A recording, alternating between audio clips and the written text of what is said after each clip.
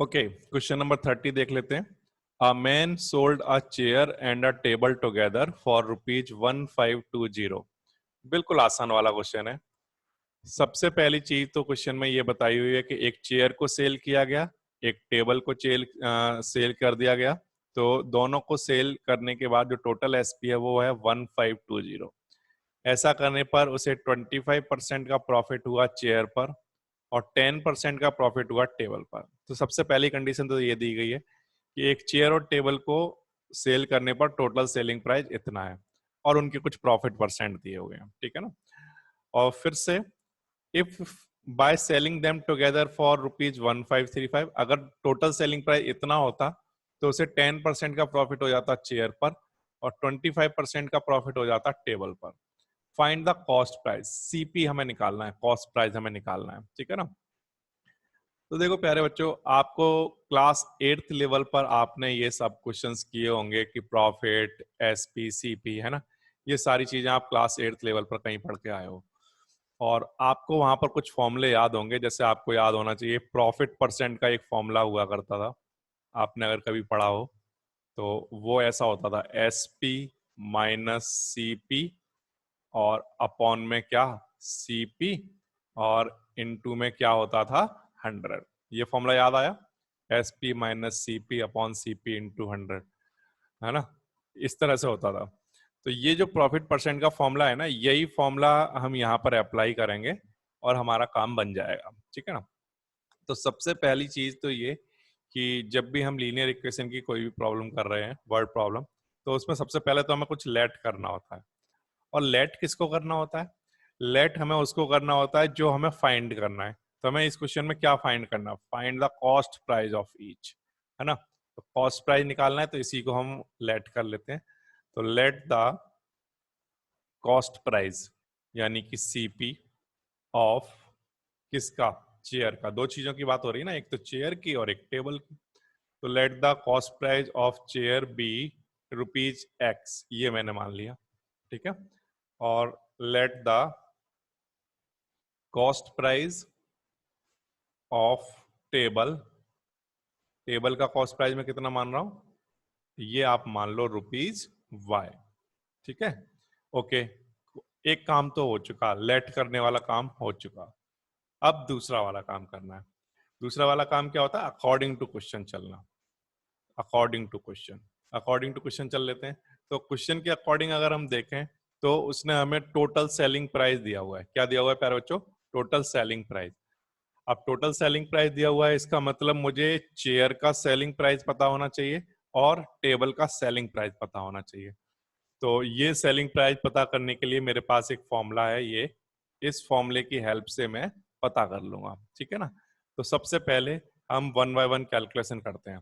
तो पहले करते हैं फॉर चेयर, फर्स्ट कंडीशन में चेयर के लिए कैलकुलेशन करते हैं। तो चेयर के लिए प्रॉफिट परसेंट हमें कितना गिवन है? 25% ऑन चेयर, ठीक है ना। तो 25% है प्रॉफिट इसका। तो ठीक है, लगा देते हैं इस वाले फॉर्मूले में लगा देते हैं। तो प्रॉफिट परसेंट है 25%, ठीक है, 25 लिख लिया। और एसपी पता नहीं, हम जानना चाहते हैं सेलिंग प्राइस कितना रहा होगा चेयर का। सीपी, सीपी हमने क्वेश्चन में कितना माना है? एक्स, है ना। चेयर का सेलिंग प्राइस हमने एक्स माना है, सॉरी कॉस्ट प्राइस एक्स माना है। और अपॉन में कॉस्ट प्राइस, फिर से यहाँ पर क्या आएगा? एक्स, और इनटू में क्या? 100, ठीक है ना, इस तरह से। अब ये जो x है ये इधर मल्टीप्लाई में आएगा तो क्या बनेगा? देखो 25x, और ये वाला जो 100 है ये डिवाइड में आएगा यहाँ पर, है ना। तो जब ये डिवाइड में आएगा तो कितना बनेगा? Upon 100, 25x upon 100। और इधर क्या आ गया? SP, माइनस में क्या चल रहा है? x, ठीक है ना। अब SP की वैल्यू अगर आपको निकालनी है तो कितना बन जाएगा? x इधर आएगा तो प्लस का हो जाएगा, है ना। इधर माइनस का है ना, इधर लेकर आओगे तो प्लस का हो जाएगा, प्लस 25x अपॉन 100। अब इसको सॉल्व कर लो, अगर एलसीएम लेकर सॉल्व करोगे तो 100 यहाँ आ जाएगा, 100 प्लस 25 ऐड होंगे तो कितना बन जाएगा? 125x अपॉन 100, ठीक है। एलसीएम लेना तो सबको आता है। तो ये आ गया सेलिंग प्राइस किसका? चेयर का, ठीक है ना। ये चेयर का सेलिंग प्राइस निकला अभी प्यारे बच्चों। तो मैंने यहाँ पर लिख लिया चेयर का सेलिंग प्राइस है 125x और अपॉन में क्या 100। ठीक है, ये चेयर का निकाल लिया। अब जैसे चेयर का निकाला है इसी तरह से हम किसका निकाल लेंगे, टेबल का भी निकाल लेंगे। ठीक है ना, तो यहां पर मैं लिख लेता हूं प्यारे बच्चों, अब टेबल के लिए तो फिर से निकाल के दिखा देता हूं आपको। देखो यहां पर मैं लिख के दिखाता हूं फॉर टेबल। फॉर टेबल अगर मैं बात करूं तो फॉर्मूला हम जानते हैं, प्रॉफिट परसेंट का फॉर्मूला होता है SP माइनस CP और अपॉन CP और इनटू में क्या 100, ये फॉर्मूला होता है। अब टेबल पर जो प्रॉफिट परसेंट हमें गिवन है फर्स्ट कंडीशन में वो है 10% ऑन टेबल, है ना, तो 10% वैल्यू लगा देते हैं और कॉस्ट प्राइस हम कितना लेकर चल रहे हैं, टेबल का Y लेकर चल रहे हैं। ठीक है ना, तो यही हम यहाँ पर पुट कर लेते हैं अपने फॉर्मूले में। तो प्रॉफिट परसेंट है 10, सेलिंग प्राइस हम जानना चाहते हैं और कॉस्ट प्राइस हमने माना है Y और अपॉन Y इनटू में क्या 100। ओके, ये हमने वैल्यू पुट कर दी। तो प्रॉफिट परसेंट था 10 तो 10 लिख लिया, सेलिंग प्राइस हम जानना चाहते हैं, कॉस्ट प्राइस हमने Y माना है। अब ये Y इधर मल्टीप्लाई में आएगा, है ना, और 100 यहाँ पर डिवाइड में आएगा। तो यही कर लेते हैं सबसे पहले काम। तो 10 इंटू वाई हो जाएगा और 100 डिवाइड में आ जाएगा। ठीक है ना, इधर क्या बच जाएगा, SP और माइनस वाई, इस तरह से। ये वाला y अब इधर आएगा तो प्लस का हो जाएगा, है ना, तो यही करता हूं मैं, y इधर लेकर आया तो y प्लस 10y अपॉन 100 और इक्वल्स टू में क्या चल रहा है, सेलिंग प्राइस। अब इसको सॉल्व करोगे एलसीएम लेकर तो ये कितना बन जाएगा, 100y 100y प्लस 10y, ये बनेगा कितना 110y, है ना, 110y बन जाएगा ये। तो यहाँ पर लिख देते हैं 110y अपॉन 100 इक्वल्स टू क्या, सेलिंग प्राइस। तो ये प्यारे बच्चों हमारा सेलिंग प्राइस आ गया, किसका, टेबल का। ठीक है ना, टेबल का सेलिंग प्राइस निकल गया फर्स्ट कंडीशन की। तो यही करते हैं यहाँ पर, यहाँ लिख लेते हैं पहला जी, ये जो सेलिंग प्राइस आया था ये हमारा किसका आया था, चेयर का, है ना, ये वाला। और अब जो आया है 110y अपॉन 100, ये सेलिंग प्राइस हमारा किसका आया है, टेबल का। ठीक है ना, अब ये दोनों सेलिंग प्राइस मिलाकर टेबल का और चेयर को दोनों को मिलाकर कितने में सेल किया गया, 1520 में। तो ये दोनों मिलाकर किसके इक्वल हैं, 1520 के इक्वल। ठीक है ना, इस तरह से आपको गिवन है ये। तो यहां तक आपको समझ आ गया, वन बाय वन हमने क्या किया, दोनों के सेलिंग प्राइस निकाल लिए प्रॉफिट परसेंट वाले फॉर्मूले में लगाकर, और फिर उसके बाद हमने यहाँ पर वैल्यू पुट कर ली उनकी। ठीक है ना, तो यहाँ पर जो टेबल का और चेयर का जो सेलिंग प्राइस आया है, टेबल का आया है हमारे पास, पहले हमने चेयर का निकाला तो ये हमारे पास आया 125x अपॉन 100, और फिर इसके बाद मैंने आपको यहाँ पर टेबल का निकाल कर दिखाया। तो टेबल का जब आपने निकाला तो ये निकल कर आया आपका 110y अपॉन 100, दोनों के सेलिंग प्राइस निकल गए। अब उसने क्वेश्चन में बोला है कि ये वाला सेलिंग प्राइस और ये वाला सेलिंग प्राइस मिलाकर किसके टोटल कितना रुपीज का उसने सेल किया, 1520 का। ठीक है ना, इस तरह से आपको करना। तो ये हो गया आपका, एक इक्वेशन की तैयारी आपने कर ली, ठीक है, बनाने के लिए। अब इसके बाद सेकंड वाली इक्वेशन बनानी है। सेकंड वाली इक्वेशन बनाने से पहले आप चाहो तो पहले इस इक्वेशन को थोड़ा सा सॉल्व करके लिख लो।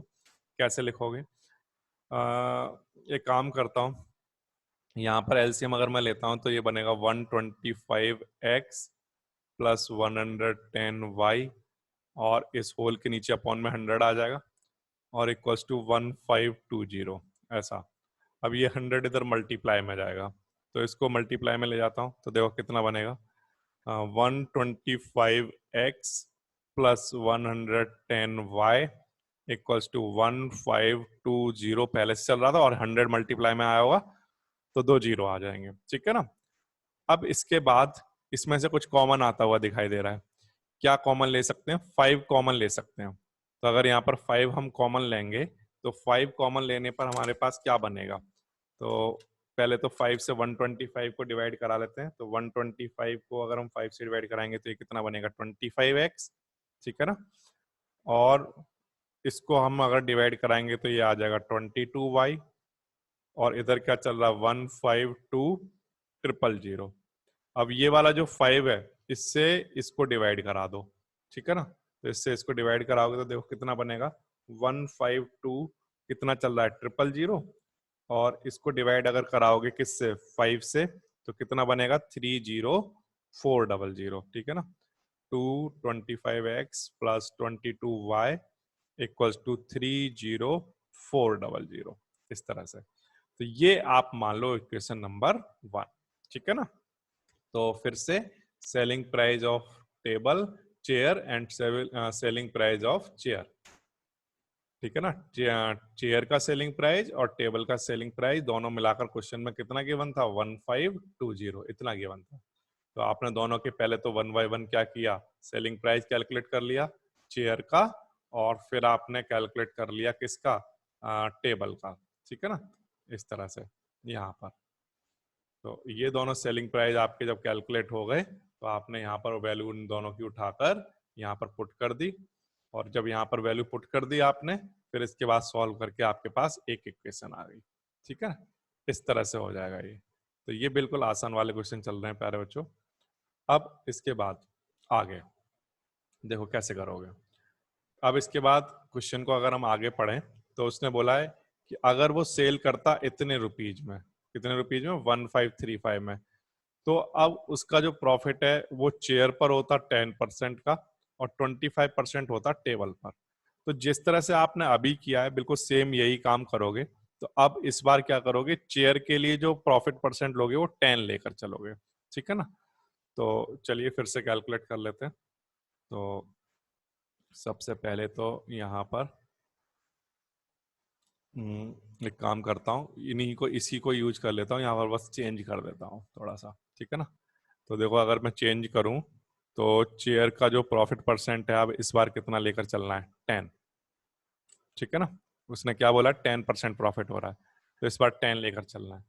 तो अगर 10 लेकर चलोगे तो यहाँ पर जहां जहां भाई 25 लिखा हुआ है ना, उस सब की जगह पर क्या आ जाएगा, वहां पर सब जगह 10 आ जाएगा। और जब आप सॉल्व करोगे तो सॉल्व करने पर आपका क्या बनेगा, देखो यहाँ पर 25 हट जाएगा, है ना, यहाँ से भी 25 हट जाएगा, यहाँ से भी 25 हट जाएगा, ठीक है ना। तो क्या बन रहा होगा वो देख लेते हैं। यहाँ पर जब 10 लिखोगे तो यहाँ पर चल रहा होगा 10x, यहाँ पर भी चल रहा होगा 10x, और सॉल्व करोगे तो ये कितना आएगा 110x, ठीक है ना। इस तरह से आएगा। इसी तरह से अब जो टेबल का जो लेना है आपको प्रॉफिट परसेंट, वो कितना लेना है इस बार 25%। तो पहले आप जो टेबल का प्रॉफिट परसेंट लेकर चल रहे थे वो कितना लेकर चल रहे थे 10 लेकर चल रहे थे, है ना। पहले कितना लेकर चल रहे थे 10, अब उसको कितना लेकर चलना है 25। तो मैं यही करता हूँ, जहां जहां 10 लिखा है वहां पर 25 लिख लेता हूँ, ठीक है। तो देखते हैं सॉल्व करके क्या बनेगा। तो ये सॉल्व करके बनेगा, यहाँ पर लिखते हैं 25, तो यहाँ पर भी आ रहा होगा 25, यहाँ पर भी आ रहा होगा 25, और फिर जब इसको सॉल्व किया होगा तो ये कितना बन रहा होगा 125, है ना। तो इसको सॉल्व करके ये बन रहा होगा 125%, 125y/100, इतना सेलिंग प्राइस बन रहा होगा टेबल का। तो फिर से अब हम चलते हैं according to question. According to question अगर हम चलते हैं तो उसमें उसने बोला है selling price of chair and selling price of table, है ना। और selling price of chair and selling price of table इस बार कितना है, इस बार उसने दिया हुआ है हमें 1535, है ना, इतना गिवन है। तो 1535 लिख लेते हैं इक्वल्स टू में 1535, इस तरह से।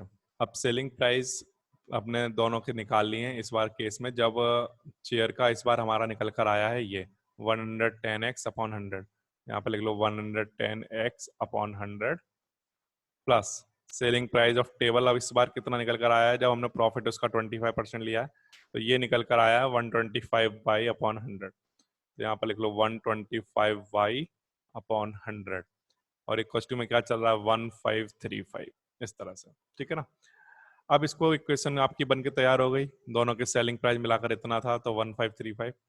अब इस इक्वेशन को थोड़ा सा सॉल्व कर लो। तो 100 इसका आएगा एलसीएम, ऊपर कितना बन रहा होगा 110x plus 125y equals to 1535, इस तरह से। ये 100 इधर मल्टीप्लाई में आ जाएगा, तो जब मल्टीप्लाई में आएगा तो कितना बनेगा 110x plus 125y equals to 1535, और 2 जीरो और आ गए होंगे 100 मल्टीप्लाई में आया हुआ, तो ठीक है ना। अब कुछ कॉमन आ रहा है, हाँ कॉमन आ रहा है 5, तो यहाँ पर आ जाएगा 22x, यहाँ पर आ जाएगा 25y, और इक्वल टू में क्या चल रहा है 153500, ठीक है ना। अब इस 5 से इसको क्या कर दो, डिवाइड करा दो। तो 153500 को डिवाइड कराओगे 5 से, तो ये बन जाएगा कितना बनेगा, देखो 22x ऐसे ठीक है, 25y ऐसे ठीक है, ये बन जाएगा 30700। ये आपके पास प्यारे बच्चों आ गई सेकंड इक्वेशन। अब ठीक है, दोनों के आपके पास दोनों इक्वेशन अब आ चुकी हैं। फर्स्ट इक्वेशन यहाँ पर लिखी हुई है ये, और सेकंड इक्वेशन यहाँ लिखी हुई है ये। अब इन दोनों इक्वेशन को अब आपको आपस में सॉल्व करना है, ठीक है। तो मैं एक काम करता हूँ, इन दोनों इक्वेशन को एक साथ रख लेता हूँ पहले। तो 25x प्लस 22y। अब इसमें एक चीज और देखने को मिल रही है कि जो x का जो कॉफिशिएंट है यहाँ पर, और जो यहाँ पर y का कॉफिशिएंट है वो सेम है। तो डायगनली अगर हम देखें तो ये सेम देखने को मिल रहे हैं। यहाँ 22x है, यहाँ 22y है ना। तो ये जो कॉफिशिएंट है ये इंटरचेंज हो गए हैं। तो जब इस तरह के क्वेश्चन आते हैं जिसमें डायगनली जो नंबर होते हैं वो अगर सेम होते हैं, तो उनको करने का एक तरीका होता है। उनको करने का तरीका आपने पढ़ा होगा, जब पिछली एक्सरसाइज में मैंने बताई थी आपको। तो उसमें हम क्या करते हैं, इन दोनों इक्वेशन को एक बार ऐड कर देते हैं, एक बार सब्ट्रैक्ट कर देते हैं। इससे क्या होता है, थोड़ी सी छोटी इक्वेशन आ जाती है। अभी ये बहुत बड़ी बड़ी इक्वेशन है, इनमें मल्टीप्लाई कराएंगे, एलिमिनेशन कराएंगे, तो बड़ी कैलकुलेशन बनेंगी। तो वो ना बने इसके लिए हम क्या करते हैं, पहले ऐड कर लेते हैं फर्स्ट और सेकंड इक्वेशन को। तो देखो इससे क्या फायदा हुआ, यहाँ पर लिख रहा हूं add first and second. First और सेकंड इक्वेशन को ऐड कर रहा हूं। तो फर्स्ट इक्वेशन है मेरे पास 25x plus 22y equals to 30400, और जो सेकंड इक्वेशन है वो है 22x plus 25y equals to 30700, ठीक है ना। इस तरह से मैंने लिख लिया। इन दोनों इक्वेशन को ऐड करा रहा हूं, तो ऐड करने पर सॉल्यूशन नहीं होगा, एक छोटी इक्वेशन आ जाएगी, बस ये फायदा होगा, ठीक है। तो देखो प्लस कराओ, तो ये कितना बनेगा 47x और 47y, ठीक है ना। और इसको ऐड करा लो, तो ये हमारे पास बन जाएगा इतना। ओके, नाउ इन दोनों में से 47 कॉमन ले लो, तो क्या बनेगा x plus Y equals to 61100। अब ये जो 47 है ये डिवाइड में आएगा, और जब ये डिवाइड में आएगा तो 61100 को डिवाइड कराओगे आप 47 से, तो ये कितना बनेगा, ये हमारे पास बन जाएगा 61100 से जब आप डिवाइड कराओगे, को डिवाइड कराओगे 47 से, तो ये बनेगा 1300। तो यहाँ पर लिख लो x plus Y equals to 1300। ये आपके पास आ गई एक इक्वेशन, ठीक है। लेकिन छोटी इक्वेशन है, इसके कंपैरिजन में अगर हम देखें तो ये थोड़े से छोटे नंबर आ गए हैं। अब एक बार ऐड कराते हैं, इस तरह का क्वेश्चन जब आता है, जब डायगोनल में, देखो ये डायगोनल में यहाँ पर जब नंबर सेम मिलते हैं हमें, तो हम क्या करते हैं, उनको एक बार ऐड करा लेते हैं और एक बार सब्ट्रैक्ट करा लेते हैं। तो अब एक बार ऐड तो हम कर चुके, ऐड करने के बाद अब हमें क्या करना पड़ेगा, सब्ट्रैक्ट कराना होगा। तो यहाँ पर लिखते हैं subtract first second from first, ऐसे लिख लो। तो फर्स्ट वाली इक्वेशन लिख लो 25x plus 22y equals to 30400, ठीक है। और दूसरा है 22x plus 25y equals to 30700, okay. और इस सब को क्या कर दो, माइनस, ठीक है। माइनस कराने पर 25 माइनस 22x करोगे तो कितना बनेगा, ये 3x। यहाँ पर कितना आ जाएगा, माइनस का 3y, और यहाँ पर कितना आ जाएगा, माइनस का कितना बनेगा, ये 300, इस तरह से, ठीक है ना, इस तरह से बन जाएगा। अब यहां से 3 कॉमन ले लो तो क्या आ जाएगा, x minus Y equal to minus का 300, 3 से डिवाइड करा दो तो x minus Y equal to minus का 100। ये आपके पास एक और छोटी इक्वेशन आ गई। अब इन दोनों इक्वेशन को आपको क्या करना है, आपस में सॉल्व करना है। तो सॉल्व कर रहे हैं अब हम किसको, थर्ड इक्वेशन को एंड फोर्थ इक्वेशन को। ठीक है, तो यहाँ पर लिखते हैं x plus Y equal to 1300 और x minus Y equal to minus का 100। ओके, सॉल्व कर लो, ऐड करा दो तो ये कैंसिल हो जाएगा, ये कितना आ जाएगा 2x और इधर कितना बचेगा मेरे पास 1200। तो यहाँ से अगर 2 से डिवाइड कराओगे तो x की वैल्यू कितनी आ जाएगी, ₹600। ठीक है ना, रुपीज में आंसर आएगा क्योंकि ये कॉस्ट प्राइस रहा होगा ए का। ए वहां पर क्या था, चेयर, चेयर का कॉस्ट प्राइस था, है ना। तो ये हमारे पास वैल्यू आ जाएगी x की, and this is cost price of chair. ठीक है, अब ये जो x की वैल्यू आई है इसको उठाकर किसी एक इक्वेशन में पुट कर दो। तो चलो यहाँ पर लिख लेते हैं फ्रॉम थर्ड इक्वेशन है x plus Y equal to 1300। x की वैल्यू हमारे पास आई है 600 प्लस वाई इक्वल टू में क्या 1300। तो y ऐसे ही ठीक है, 600 उधर जाकर माइनस होगा तो कितना बन जाएगा 700, इतना रुपीज। ठीक है ना, ये हमारे पास प्यारे बच्चों क्या आ जाएगा, कॉस्ट प्राइस आ जाएगा। किसका, टेबल का, कॉस्ट प्राइस ऑफ टेबल। ठीक है ना, इस तरह से आ जाएगा। तो काफी बड़ा क्वेश्चन है, देखो कैसे करोगे, एक बार फिर से देख लेते हैं, स्टेप्स आपको बता देता हूँ। तो स्टेप भी मैं आपको यहाँ पर बिल्कुल आसानी से समझा दूंगा, देखो कैसे बताऊंगा। सबसे पहला काम आपको क्या करना है क्वेश्चन में, देखो क्वेश्चन में सबसे पहले उसने बोला है कि सेलिंग प्राइस ऑफ चेयर, है ना, plus selling price of table, इन दोनों को जब उसने सेल किया तो सेल करने पर उसको जो टुगेदर जब अगर वो सेल करता है तो सेल करने पर जो उसका टोटल सेलिंग प्राइस है क्वेश्चन में वो कितना गिवन है, 1520, है ना। तो सबसे पहली चीज तो हमें क्वेश्चन में किसकी रिक्वायरमेंट थी, selling price of chair and selling price of table, ये 1520 के इक्वल गिवन थे सबसे पहली वाली लाइन। तो इसका मतलब ये है कि सेलिंग प्राइस ऑफ चेयर और सेलिंग प्राइस ऑफ टेबल निकालने पड़ेंगे, है ना। तो ठीक है, निकाल लेंगे। और उसने जो पूछा है क्वेश्चन में वो कॉस्ट प्राइस पूछा हुआ है, तो कॉस्ट प्राइस ऑफ चेयर वो मैंने मान लिया अपनी तरफ से x रुपीज, और कॉस्ट प्राइस ऑफ टेबल ये मैंने अपनी तरफ से मान लिया ₹y, है ना। अब कॉस्ट प्राइस पता है दोनों के, और दोनों के प्रॉफिट परसेंट भी पता है। प्रॉफिट परसेंट चेयर का हमें गिवन था कितना, 25% फर्स्ट कंडीशन में, और प्रॉफिट परसेंट अगर मैं टेबल की बात करूं तो टेबल का जो था वो 10% था।